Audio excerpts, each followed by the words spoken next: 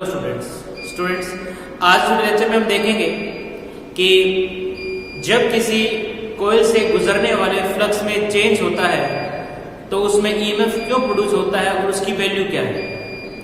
Students, पिछले video lecture में मैंने आपको बताया था कि किसी कॉइल से गुजरने वाला फ्लक्स तीन चीजों पर डिपेंड करता है, magnetic field B, area A और मैग्नेटिक फील्ड और एरिया वेक्टर के बीच में बने हुए एंगल पर, राइट। तो जो फ्लक्स होता है फाई वो तीन चीजों पर डिपेंड करता है, मैग्नेटिक फील्ड, एरिया और इन दोनों वेक्टर्स के बीच में यानी कि फील्ड वेक्टर और एरिया वेक्टर के बीच में बने हुए एंगल कोस थीटा पर, राइट। तो कहने का मतलब यह है ये बी पर डिपेंड करता है, ए पर डिपेंड करता है और थीटा पर डिपेंड करता है। अब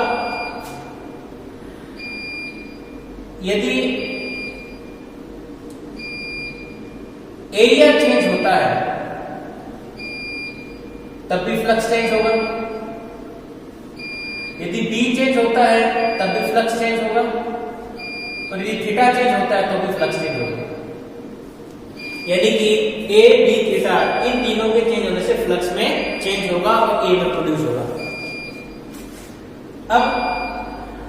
अब यदि एरिया कम होता है या बढ़ता है, एरिया कम होता है या बढ़ता है, इस स्थिति में जो ईएमएफ प्रोड्यूस होता है उसका कारण होता है मोशनल ईएमएफ, मोशनल ईएमएफ। यानी कि यदि किसी लूप का एरिया, अब लूप चाहे कैसा भी क्यों ना हो, चाहे स्क्वायर टाइप का हो, चाहे सर्कुलर हो, चाहे रेक्टेंगुलर हो, यदि वो फैल रहा है, राइट, या सिकुड़ रहा है, दोनों ही कंडीशंस में एरिया चेंज हो रहा है और जब एरिया चेंज होगा तो फ्लक्स चेंज होगा। अब यदि एरिया का कोई भाग मैग्नेटिक फील्ड के परपेंडिकुलर गति करता है, राइट, क्योंकि आपको पता है कि जब एरिया फैलेगा तो भी उसका एक पार्ट गति करेगा और जब कम होगा तब उसका कोई ना कोई पार्ट गति करेगा। तो उसकी गति करने से उसमें जो ईएमएफ प्रोड्यूस होगा उसको हम बोलेंगे मोशनल ईएमएफ, राइट। ठीक इसी प्रकार से यदि किसी कॉइल से गुजरने वाले मैग्नेटिक फील्ड में चेंज होता है, राइट, यानी जो मैग्नेटिक फील्ड है वो समय के साथ साथ कम या ज्यादा होता है, तो उस केस में जो ईएमएफ प्रोड्यूस होता है उसका कारण होता है इंड्यूस इलेक्ट्रिक फील्ड। क्या होता है? Induce electric field. यानी कि मैग्नेटिक फील्ड में चेंज होने के कारण जो ईएमएफ प्रोड्यूस होगा उसका रीजन होगा इंड्यूस्ड इलेक्ट्रिक फील्ड,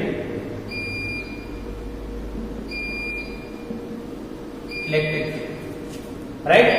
तो इसका मतलब यदि एरिया चेंज हो रहा है तो उसमें जो ईएमएफ प्रोड्यूस होगा वो मोशनल ईएमएफ होगा, राइट। और यदि मैग्नेटिक फील्ड समय के सापेक्ष चेंज हो रहा है तो समय के सापेक्ष परिवर्तन होने के कारण जो कॉइल में इंड्यूस ईएमएफ पैदा होगा उसका रीजन होगा इंड्यूस इलेक्ट्रिक फील्ड, राइट। और इस इंड्यूस इलेक्ट्रिक फील्ड के कारण जो लूप है उसके इलेक्ट्रॉन मोशन करेंगे और इलेक्ट्रॉन के मोशन करने से उस लूप में करंट फ्लो होगी, राइट, और उसको हम बोलते हैं इंड्यूस करंट, राइट। तो सबसे हम पहले बात करेंगे मोशनल ईएमएफ के कारण, यानी कि एरिया के किसी भाग के मोशन करने से किस प्रकार से ईएमएफ प्रोड्यूस होता है वो अभी हम स्टडी करेंगे। स्टूडेंट्स, मान लो हमारे पास कोई रेक्टेंगुलर शेप का लूप है और इस लूप का ये वाला हिस्सा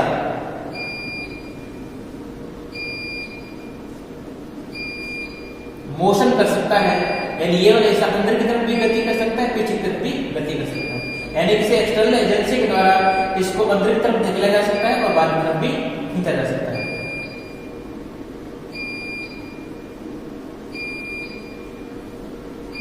ये पूरा कंडक्टिंग है। अब क्या है, जो मैग्नेटिक फील्ड है वो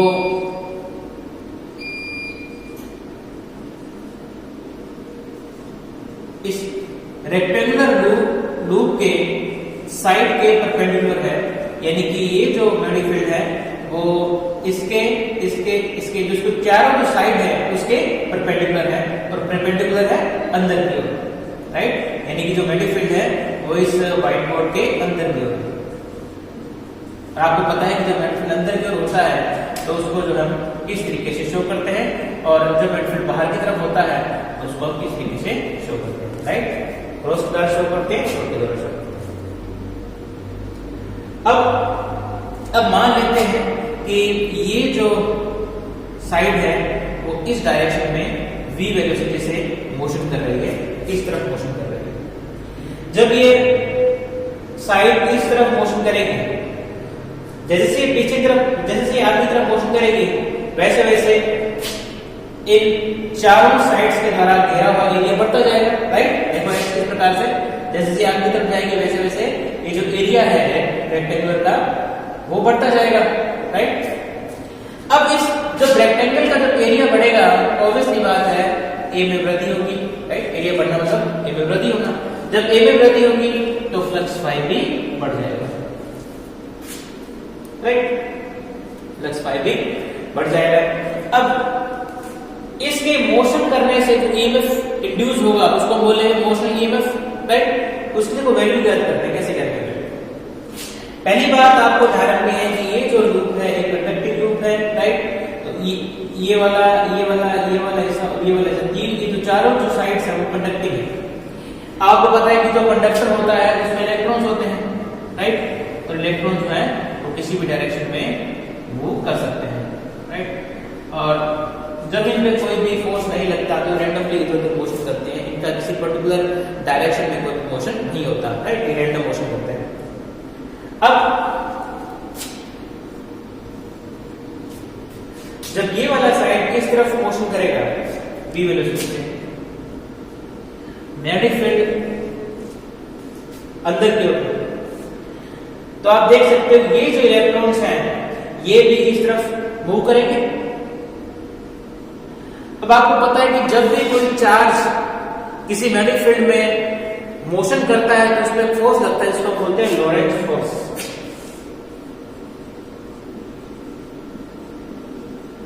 लॉरेंट्ज फोर्स, इसकी वैल्यू कितनी होती है? F vector equals to Q V cross V। अब चूंकि यहाँ पे इलेक्ट्रॉन मोशन कर रहा है इसलिए इलेक्ट्रॉन का जो चार्ज होता है वो माइनस होता है, माइनस C, इसलिए हो जाएगा V क्रॉस V। आप देख सकते हो यहाँ पर कि वेलोसिटी और मैग्नेटिक फील्ड B इन दोनों का क्रॉस प्रोडक्ट यहाँ पर हो रहा है, राइट। और इस क्रॉस प्रोडक्ट की जो डायरेक्शन होगी वही फोर्स की डायरेक्शन है, राइट। इसका मतलब ये है कि इलेक्ट्रॉन पर लॉरेंट्ज फोर्स के कारण इलेक्ट्रॉन ऊपर की तरफ या नीचे की तरफ मूव कर सकते हैं, राइट। अब देखो, अब इलेक्ट्रॉन ऊपर की तरफ मूव करेगा या नीचे की तरफ मूव करेगा, आप अपने लेफ्ट हैंड से ज्ञात कर सकते हैं, राइट। फ्लेमिंग्स, आप फ्लेमिंग के लेफ्ट हैंड का नियम का इस्तेमाल करते हुए ज्ञात कर सकते हैं, राइट। तो लिख लेते हैं यहाँ पर फ्लेमिंग लेफ्ट हैंड।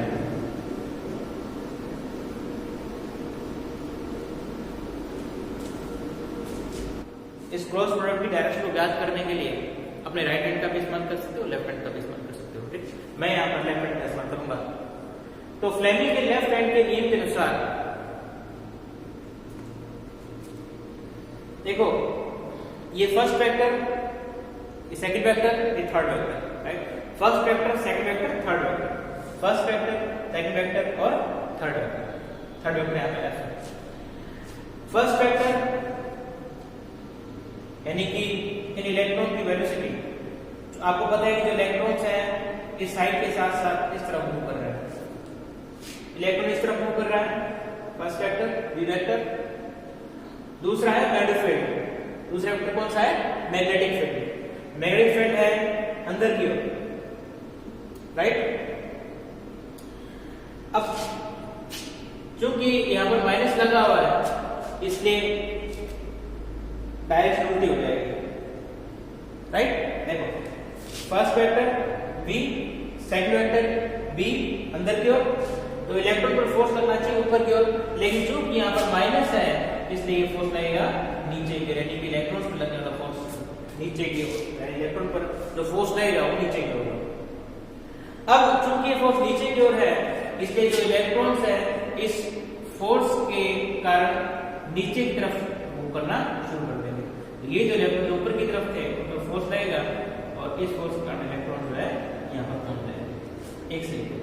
उसके बाद में ये जो इलेक्ट्रॉन है ये यहाँ पहुंच जाएगा, ये यहाँ पहुंच जाएगा, ये यहाँ पहुंच जाएगा, तो सारे जो इलेक्ट्रॉन्स हैं वो यहाँ पर पहुंच जाएंगे।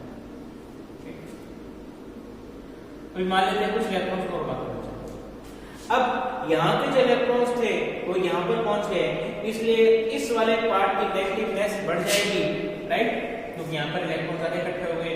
और चूंकि यहाँ के इलेक्ट्रॉन यहाँ पहुंच गए इसलिए यहाँ पर पॉजिटिवनेस बढ़ जाएगी, क्योंकि यहाँ इलेक्ट्रॉन यहाँ तक पहुंच चुके हैं, इसलिए यहाँ केवल और केवल लेटिस आयन से शेष बचेंगे और लेटिस आयन पॉजिटिव होते हैं, राइट। इसलिए यहाँ लेटिस आयन बचने के कारण ये पॉजिटिव हो जाएगा और यहाँ पर इलेक्ट्रॉन के अधिकता होने के कारण ये भाग नेगेटिव हो जाएगा।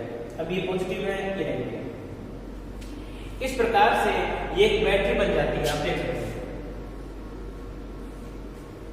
क्योंकि बैटरी का भी आपको पता है ना, एक प्लेट पॉजिटिव होती है, एक प्लेट नेगेटिव होती है, राइट, कह सकते हो आप, एक हिस्सा पॉजिटिव होता है, एक हिस्सा नेगेटिव होता है। इसी प्रकार से ये जो बैटरी है इसका एक हिस्सा पॉजिटिव है, दूसरा हिस्सा नेगेटिव है। अब यहाँ पर पॉजिटिव और यहाँ पर नेगेटिव होने के कारण इन दोनों के बीच में एक इलेक्ट्रिक फील्ड स्थापित हो जाता है, राइट, और इलेक्ट्रिक फील्ड की डायरेक्शन होगी प्लस से माइनस से। अब हम मानते हैं कि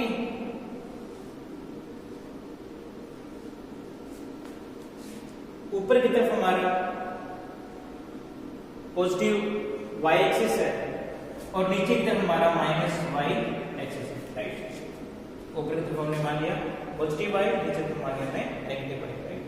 तो अब इस इलेक्ट्रॉन पर लगने वाला फोर्स इलेक्ट्रिक फील्ड के कारण आप इस तरह लिख सकते हो। अब देखो इलेक्ट्रिक फील्ड किस तरफ है, प्लस से माइनस, यानी कि नीचे की ओर, यानी कि माइनस y के डायरेक्शन में, तो इलेक्ट्रिक फील्ड हो जाएगा आपका माइनस y, राइट। तो ये वाला माइनस पॉजिटिव हो जाएगा। अब ये क्वेश्चन ये शो कर रही है कि इलेक्ट्रॉन पर लगने वाला फोर्स पॉजिटिव y के डायरेक्शन में होगा, यानी इलेक्ट्रॉन जो है ऊपरी की, इलेक्ट्रिक फील्ड के कारण इलेक्ट्रॉन जो है ऊपरी की तरफ मूव करेंगे, राइट। अब ये किसी प्रकार से हम इसको सोल्व करते हैं। F वेक्टर q की वैल्यू हमने माइनस की, राइट। इलेक्ट्रॉन इस तरफ मूव कर रहे हैं तो इस तरफ अपने मान लेते हैं x एक्सिस, इस तरफ में मान लिया x एक्सिस, राइट। तो इलेक्ट्रॉन जो अभी x एक्सिस की तरफ मूव कर रहे हैं, पॉजिटिव एक्सिस की तरफ, इस तरफ आएगा negative x axis, right, negative x cap, इस तरफ पॉजिटिव x कैप, राइट। तो इलेक्ट्रॉन जो कि पॉजिटिव x कैप डायरेक्शन में मूव कर रहे हैं, इस डायरेक्शन में मूव कर रहे हैं, तो आपको हो जाएगा v x कैप, राइट, और क्रॉस। अब जो मैग्नेटिक फील्ड है वो अंदर की तरफ है और अंदर की तरफ हो जाएगा आपका माइनस जेड कैप डायरेक्शन, तो बी हो जाएगा आपका माइनस जेड कैप। ये फ्रेंड्स कुछ इस प्रकार से है। आप यहाँ पर राइट हैंड कोऑर्डिनेट सिस्टम का इस्तेमाल कर रहे हो, एक्स कैप, वाई कैप और जेड कैप।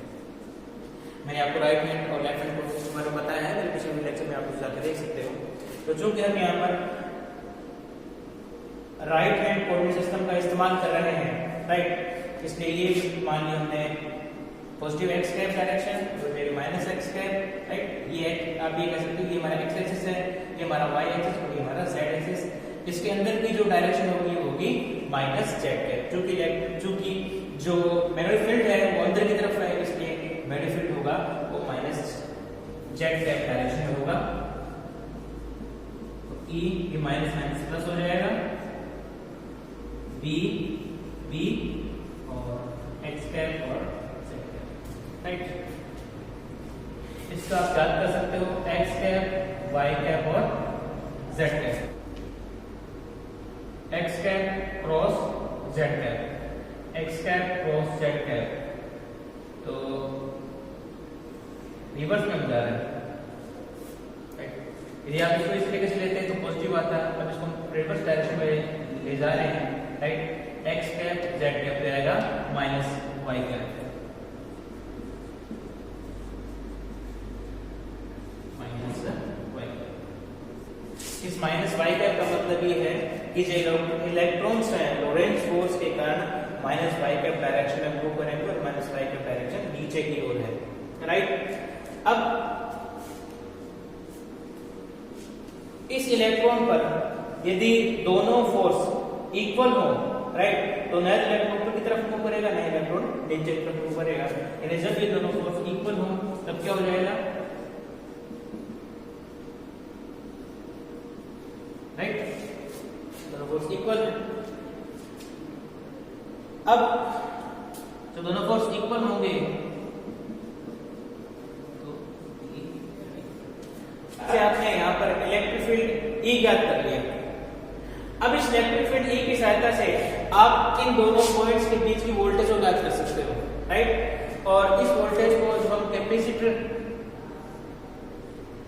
को सॉल्व करते हैं, राइट, और आप कहते हो कैपेसिटर में एक पॉजिटिव है एक नेगेटिव प्लेट है, और यदि प्लेट्स के बीच की डिस्टेंस D है, राइट, और यदि इन प्लेट्स के बीच का इलेक्ट्रिक फील्ड E है, तो आप इन दोनों प्लेट्स के बीच की वोल्टेज ज्ञात करते हो V = ED, ये ज्ञात करते हो।